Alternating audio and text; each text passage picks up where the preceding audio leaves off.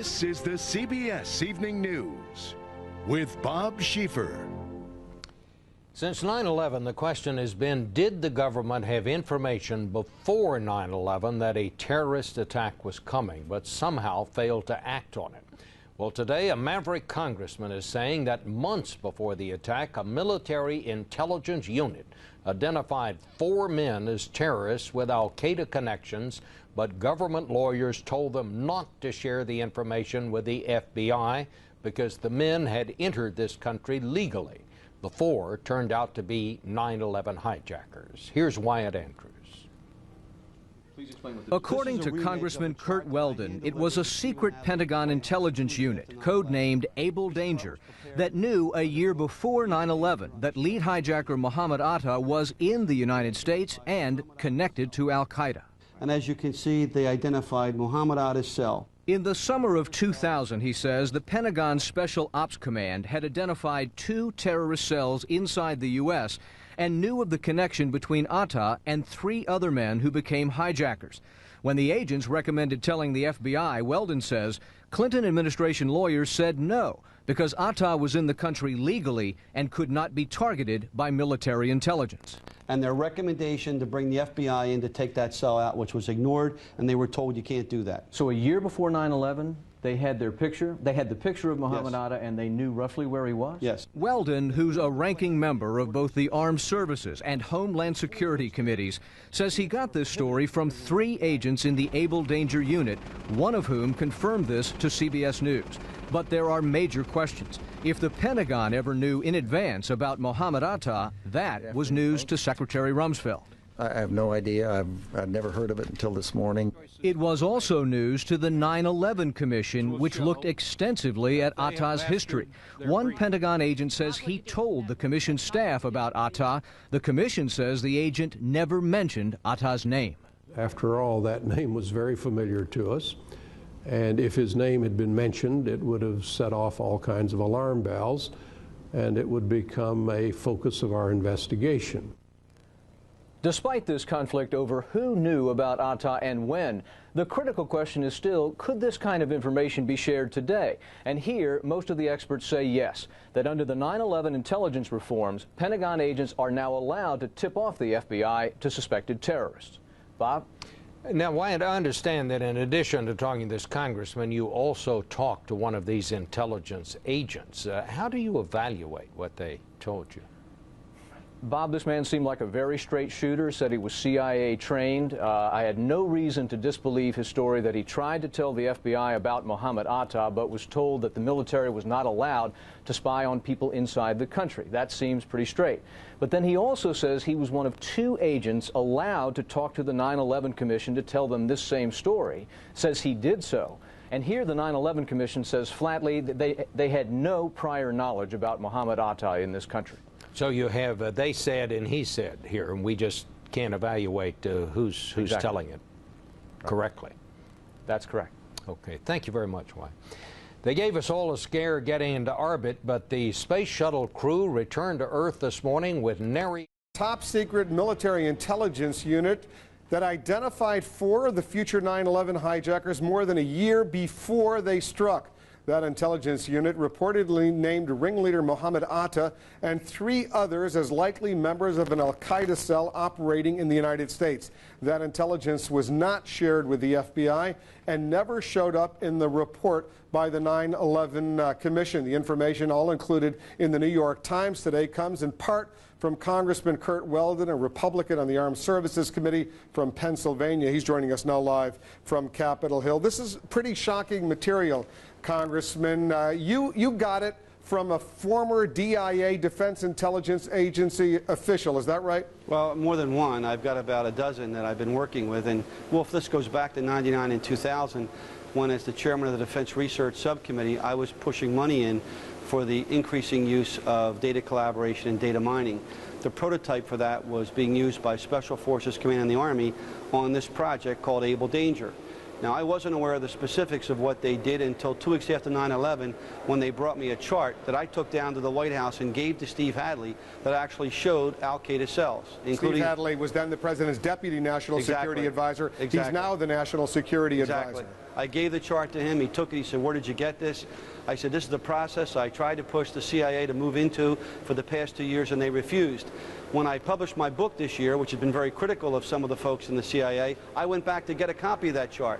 And my friends in Defense Intelligence who are still there came back and said, "We didn't tell you the whole story, Congressman. We actually identified..." I was going to interrupt for a second, Congressman Weldon. What's most shocking here is that if, in fact, elements of the DIA, officials at the Defense Intelligence Agency, were tracking Mohammed Atta and 3 of the other future hijackers, they decided they couldn't share this information with the FBI because what? These guys were in the United States legally, and it would be inappropriate to let the FBI know to watch what they were doing? What we now know is that lawyers within the administration, we don't know whether they were DOD lawyers or White House lawyers, lawyers within the administration told the Special Forces folks 3 times, "You cannot share this information with the FBI." They even put stickies over top of the faces of Mohammed Atta, saying they're here legally, they have green cards, you can't give anything to the FBI. The second reason they gave them was, "We're concerned about the political fallout that occurred after Waco, so we don't want Special Forces Command giving information of this type to the FBI." That stopped it dead in its tracks. And that's one shocking element of this story. The other shocking element of this story is that the 9/11 Commission, which was supposedly reviewing every aspect of the buildup to what happened on 9/11, they say they never knew about this. Al Felsenberg, the former 9/11 Commission spokesman, tells the New York Times today, the 9/11 Commission staffers, all say that they were not told anything about a Brooklyn cell. They were told about the Pentagon operation. They were not told about the Brooklyn cell. They said that if the briefers had mentioned anything that startling, it would have gotten their attention. The Brooklyn cell referring to Mohammed Atta and his cohorts. Wolf, I have a solution for that. Let's put the intelligence folks under oath and let them be cross-examined, and let's put the staffers from the 9/11 Commission under oath, and let those under oath tell what information they gave. The intelligence officials I've been talking to, and it's well more than one, have told me they identified the cell and they mentioned Mohammed Atta. That's not one person, that's several people. The question the American people deserve to have answered is, why did the 9/11 Commission staff decide this wasn't worth pursuing? I've talked to 2 commissioners, Democrat Tim Romer, a good friend of mine, John Lehman, a Republican good friend of mine. Over the past 2 months, each of them separately told me they were never briefed on Able Danger. How could the 9/11 commissioners never be briefed on a secret task force that was designed by the chairman of the Joint Chiefs of Staff, General Shelton, and carried out by General Schoomaker? To me, that's just unexplainable. Well, there's a lot of unexplained questions right now that cry out for answers on all of these fronts. Congressman Kurt Weldon, unfortunately, we're out of time, but thanks so much for joining us here in the Situation Room. Thank you. Congressman Kurt Weldon of Pennsylvania. Iran restarting a controversial nuclear facility. What should be done? It's our question of the hour. Your answers coming up in the Cafferty File. Plus, America's ailing airlines. New troubles revealed today that could impact anyone who flies. Our Ali Velci in New York has the bottom line.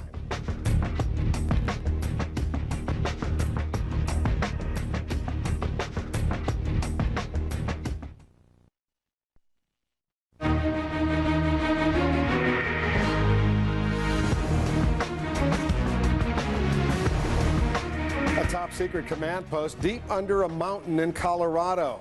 Its original mission, guard America's skies against missile or bomber attacks. That changed, though, on 9/11 when terrorists turned airliners into weapons. Now we've gained exclusive access to that underground nerve center. CNN's Kira Phillips is at the Cheyenne Mountain Air Force Station in Colorado. Shall we play a game? If you saw the movie War Games, you probably felt the fear as you watched the drama unfold. Estimated impact 11 minutes. Confirmed target area Western United States. Cryptological devices broken. Homeland defense compromised. America became vulnerable to attack. But this is not the movies, and there are no games being played here. When it comes to protecting America's skies, land, and sea, military and civilian forces within NORAD and the U.S. Northern Command say they will not be compromised. Pre-9/11, all of our NORAD assets focused outward, outside of North America, looking for potential threats. But after the events of 9/11, we now look inward as well. Behind these rock walls, rock bolts, and blast doors, deep underground within Colorado's Cheyenne Mountain is a combat operations center that never goes to sleep. From thwarting a nuclear threat to preventing a hijacked aircraft from being used as a terrorist weapon, NORAD is North America's air defense. We are literally a city within a city. We have our own power plant, water supply, gymnasium, convenience store. Over 800 personnel can survive inside this facility for over 30 days. From air defense to defending America's homeland, 15 miles east of Cheyenne Mountain is the U.S. Northern Command in Colorado Springs, created because of the 9/11 terrorist attacks. Now, military and civilian forces here at Peterson Air Force Base monitor airspace, ports, borders, chemical and biological threats, even the path of the space shuttle, preserving U.S. security, preparing for any high-threat surprise.